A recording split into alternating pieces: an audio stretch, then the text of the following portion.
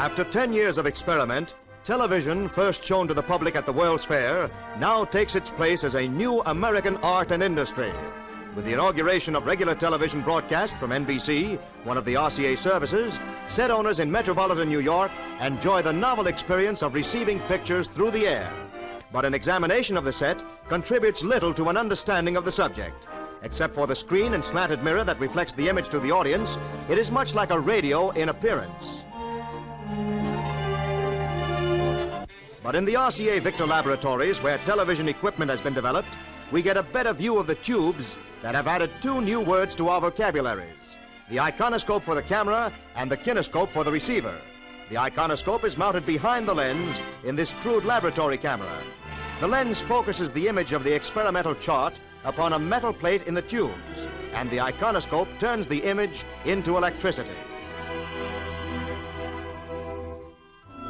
In a nearby laboratory receiver, the kinescope tube is inserted. This tube receives the electrical impulses created in the iconoscope tube and recreates the image. As the tube is turned on, we see the pattern of the scanning beam of electrons that moves back and forth across its face over 13,000 times a second and carries the electrical impulses that create the picture. In the laboratory, the iconoscope and kinescope are connected by wire. But in actual broadcast, the NBC television transmitter atop the Empire State Building sends the program out from this antenna by imposing it on a very short radio wave, which acts as a carrier for both the picture and sound. These short radio waves travel only in a straight line and cannot follow the Earth's surface. Therefore, the limit of television is the distance from the antenna to the horizon. From the Empire State Building, a program can be sent only as far as the eye can see on a perfectly clear day. In New York, programs are sent to the transmitter over a special cable from the television studios in Radio City, 3/4 of a mile away, or are sent by radio to the transmitter by the mobile units, which cover sporting events, outdoor celebrations, and spot news of all kinds. A mobile television unit consists of two large struts.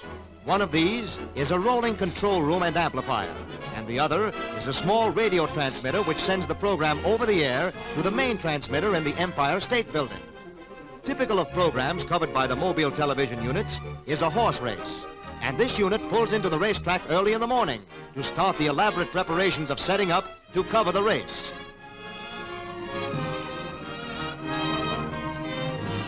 In the rear of one truck are reels of the special coaxial cable that carries the picture from the camera to the trucks.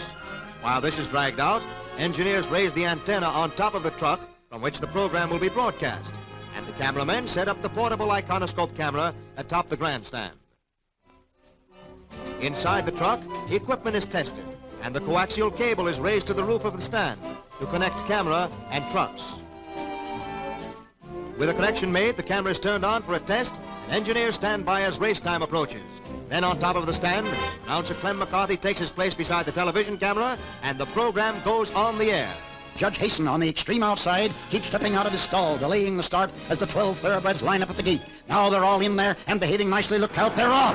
Interpreter number 2 breaks in front, and as the field races past the stands, it's Interpreter on top with Suncracks in second place. The field is closely bunched as they rush to the first turn, but they've a long way to go. It's still anybody's race. Down the back stretch, Suncracks is dropping back, and as they turn into the home stretch, Albert D leads by 2 lengths with Mondu at second ahead of a closely bunched field. Down the stretch, Albert D turns on more speed. He increases his lead. He's too fast for Monduit, and Albert D by 4 lengths is the winner.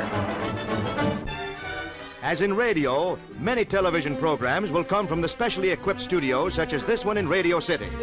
Here, under the bright lights required for indoor broadcasts, preparations are underway to televise an orchestral program. The special lights of the television studios are placed under the direction of the cameraman. Most of these lights are suspended from the ceiling and controlled by cords, by means of which they can be raised, lowered, or turned by a technician on the floor below. In the control booth above the studio, the program director and engineers prepare for their part in the broadcast. Here the picture and sound are amplified for their trip to the transmitter, and the quality is checked on a viewing screen.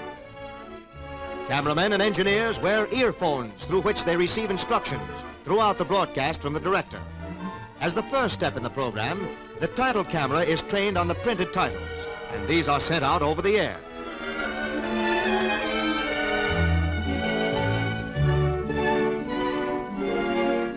Then, at a signal from the director, the television broadcast gets underway.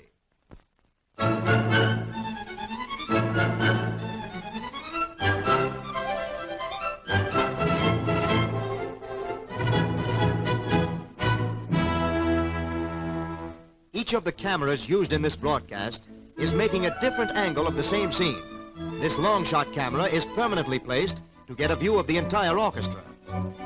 A second camera on a wheeled truck is used to make close-ups of the orchestra and its individual members, and this is rolled around the studio during the broadcast. On the screen in the control room, we see a scene made by the close-up camera. After this has run for a few seconds, the control engineer switches over to the other camera, and the scene changes to a long shot of the entire orchestra. The director manipulates the cameras to keep the scene changing and to avoid monotony, instructing the cameramen and engineers by telephone as the program progresses. All right, switch to one.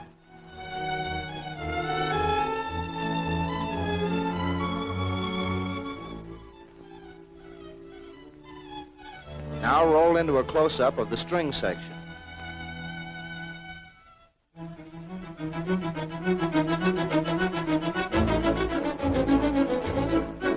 Now pan across the orchestra from the brass to the strings.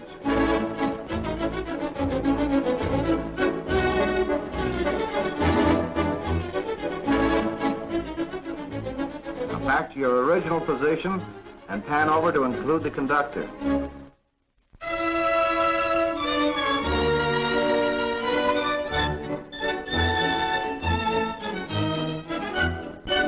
And so a new American industry has been born. Television is taking its place as another important and vital contribution to our daily lives. It is a modern miracle, a new public service produced by combining RCA laboratory science with manufacturing skill. The research problem of yesterday is the radio marvel of today. Another milestone of progress has been passed, and science has made a reality of the age-old dream of pictures from the sky.